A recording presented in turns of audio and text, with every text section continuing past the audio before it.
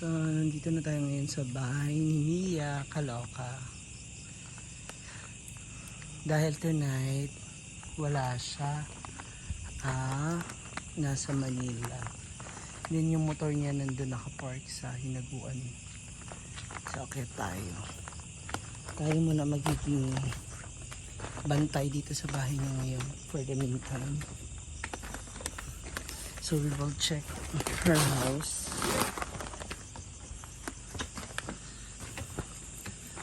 Okay tayo. Walang ilaw dito sa labas.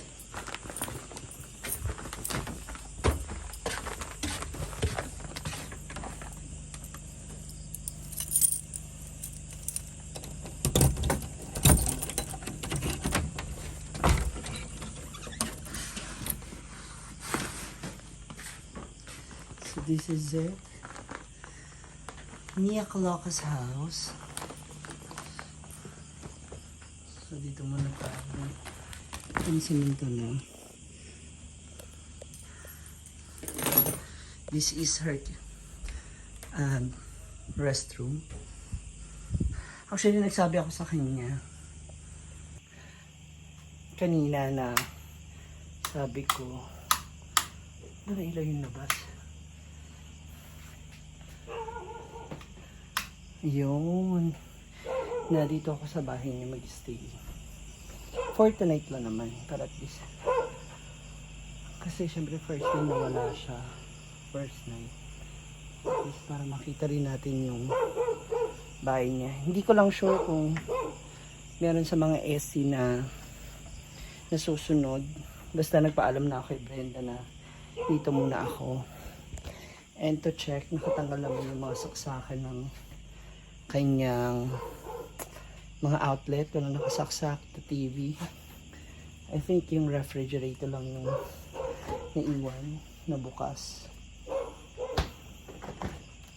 Ayan. So may mga mangilan-ngilan siya mga stocks dito. Siyempre, may nagutom tayo mamaya. Kakainin natin, di ba? Ayan. So, open na. Check natin siya.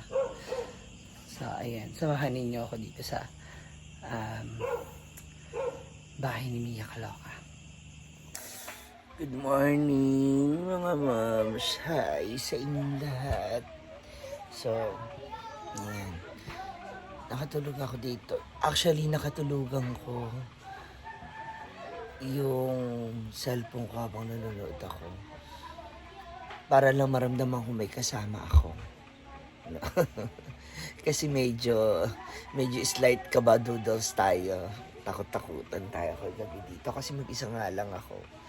Tapos, syempre madilim. Diba? Kaya bukas yung ilaw sa kwarto at saka sa sala. Anyway, so, bangon na tayo. Para ayusin muna natin yung bahay ni Mia bago tayo umalis. No? Kasi, siyempre, baka mamaya sabihin niya hindi natin inaayos yung hindi ko malang inaayos yung higaan niya bago ako umalis. Ay, Nikki. Ito. Ayan. Ayan. Mia, if you're watching, ayan ha. Ayos yung... Ito pala yung binigay ko sa kanya sa pen, yung bedsheet.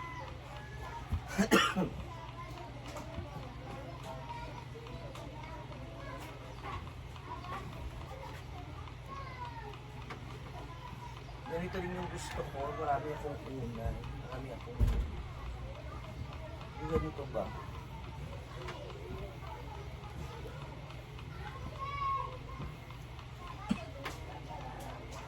Ito pala yung kama niya sa labas.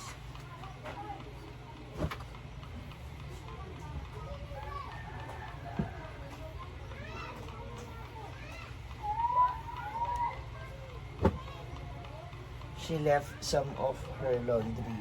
So, hindi ko naman lalabahan yun. Sige. Wala naman sinabi sa mga sa boyfriend. Though, unti lang naman siya, hindi siya ganun karami. Dito tayo sa labas. Ayan. Bunutin. Actually dito, pakita ko sa inyo sa labas. Yung kapitbahay ni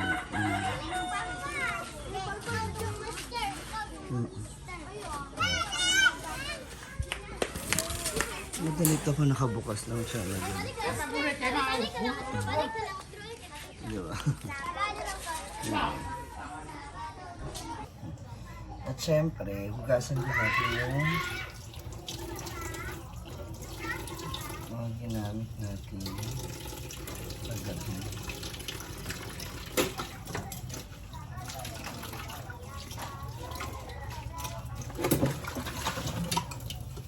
Pinagkain mo. Para hindi papahaya ng ipis. O mamaya mabulat si Lilian, dami nila. Actually, meron na siya ditong alaga. Mabait.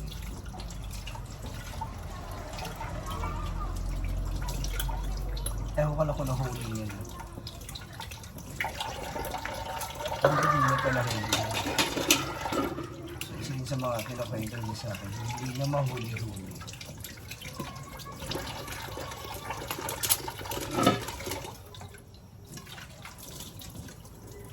Kaya ako, yung bahay ko sa Manila, diba wala ako doon, mostly wala ako. Ang pinatitira ko yung pinsan. Siya yung doon. Habang wala pa sila nakikitang pwede nilang malipatan. Sabi ko, mahirap mangupahan sa totoo lang. Kasi ako nangupahan ako naman tagal. Mahirap mangupahan. Kahit sabihin mo stable yung job, iba pa rin yung, alam mo yun, may sarili ka.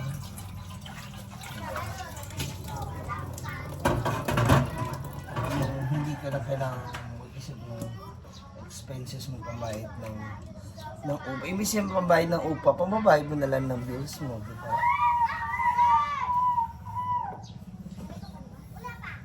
So, eto na mga moms, no? It's time to go back to hinaguan.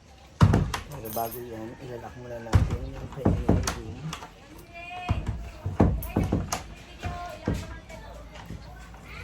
Tapos, yung kanyang window, syempre. Ay, hirap pala yung ilak. Dali. Just kita ko muna pag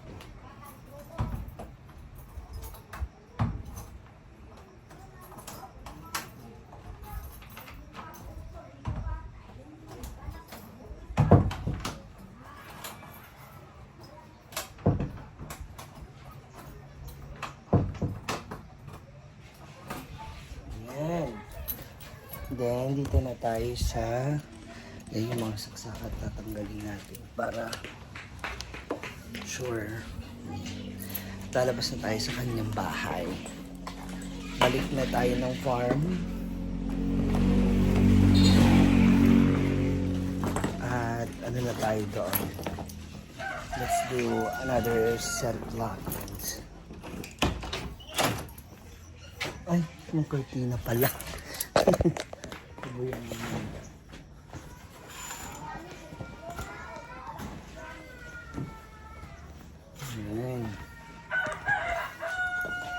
So, double check yung saksakan. Wala na nakasaksak. Nakasara na rin yung gas. Nilalak na lang natin siya.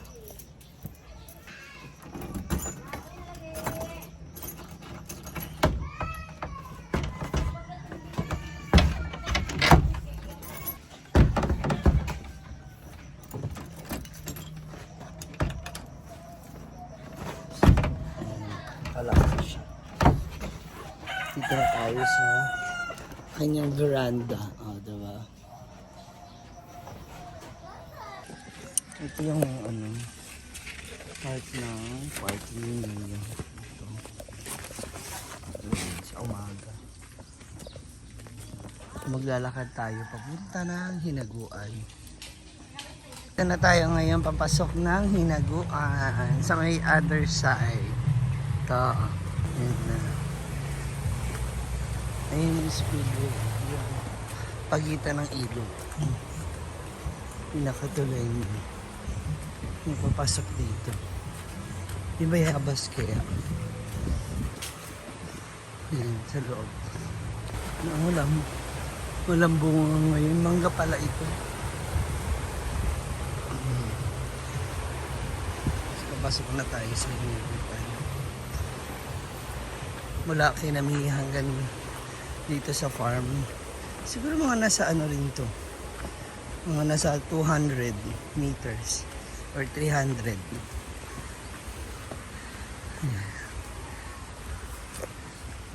Masarap dito mga dito, malamig po. Kasi ano, mapuno.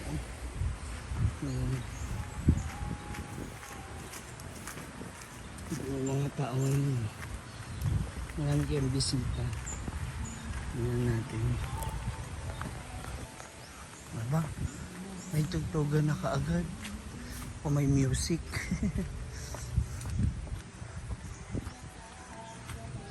Diba?